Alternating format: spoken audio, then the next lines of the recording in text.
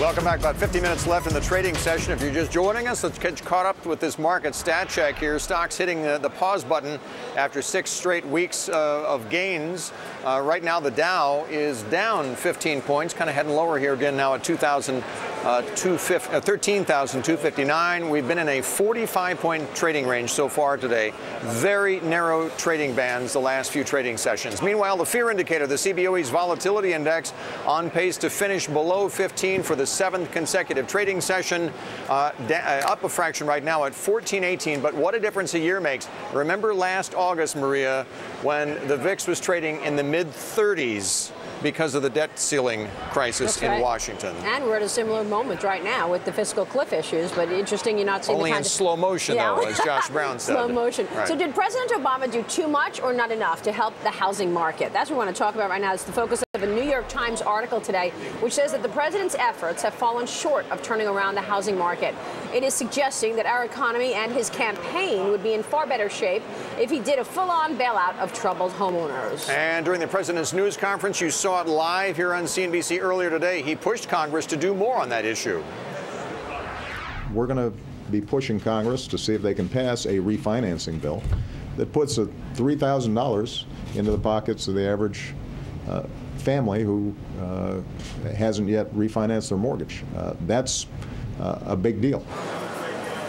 Fred Glick of U.S. Loans Mortgages agrees the government should do more, take the gloves off, fight this housing mess. But David Lycan of Mortgage Banking Solutions says less is more. Fred, the story suggests in the New York Times that they were late to the party. They wanted to do less in the beginning. They realized it wasn't helping, so they added, and now it's starting to help. But is it too little, too late? What more do you want to see the government do here?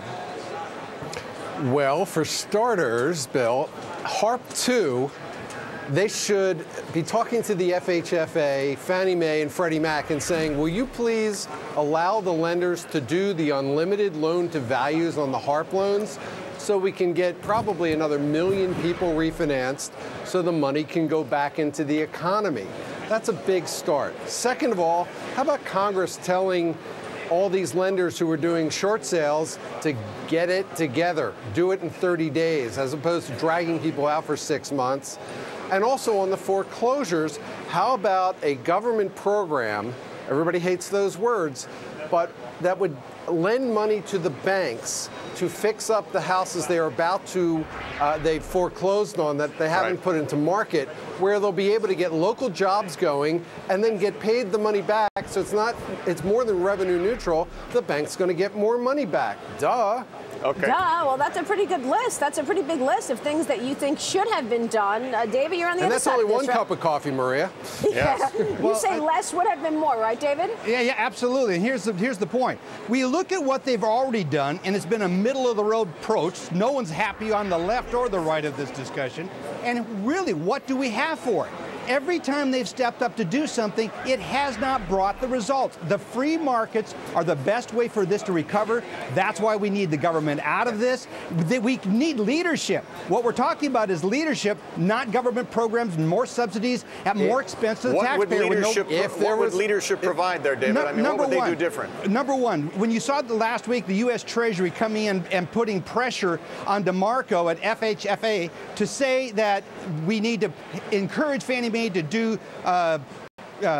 principal reductions. That is a private market. That is a private property decision. What they should be doing is meeting with the investors, bringing leadership, saying, gentlemen, are you aware of how much this could impact, limit your losses by stepping in? David, do you realize how there's Fannie Mae and Freddie Mac that aren't doing it? There's nobody who stepped forward and said, hi, I'll become Fannie Mae, Freddie Mac so we can have a secondary market. It doesn't exist.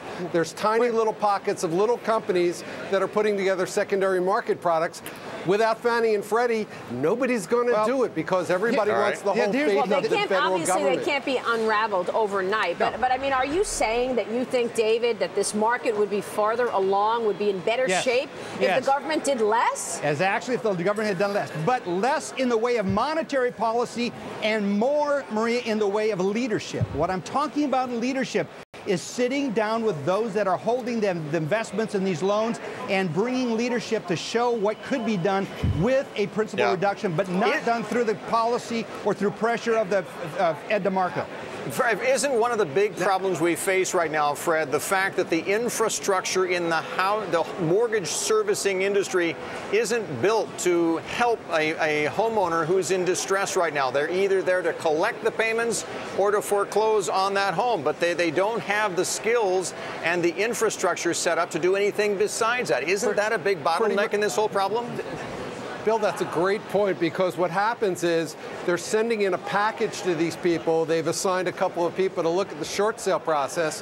What about hiring mortgage brokers who do this for a living, who can look at these packages and give them answers to say short sale, not short sale, give us the criteria. Fine, but these things take time, though. These things don't happen overnight. They take time. And as David suggests, it's going to take patience to get the market on the mend here. Patience and leadership. There's so many easy ways. There's so many easy ways to fix this. Look, leadership is a great word to say. It sounds so good. There's so many easy ways to fix this. If it was that easy, we would have a fixed market right now. Give me a break. It's so easy. I can fix it, though. I can fix it. Really? Can you? How are you going to fix it?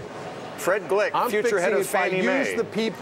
Use the people who know what they're doing, as opposed to giving somebody a job that they have no idea what they're doing, as the short sale and the to they just hire people in back rooms and train them for 15 minutes or more to try to analyze these short sales. I got 15 seconds. Work.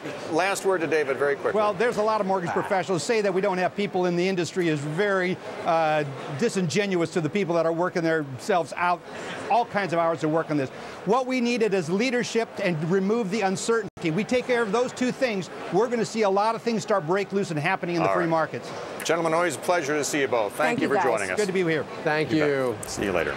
Heading toward the close, Dow down 10 points. We got about 40 minutes left in the trading day here. Well, up next, it may be one of America's favorite stocks, but should you go gaga for Google? The bull-bear debate on Google's coming next. And then we will look at the privacy concerns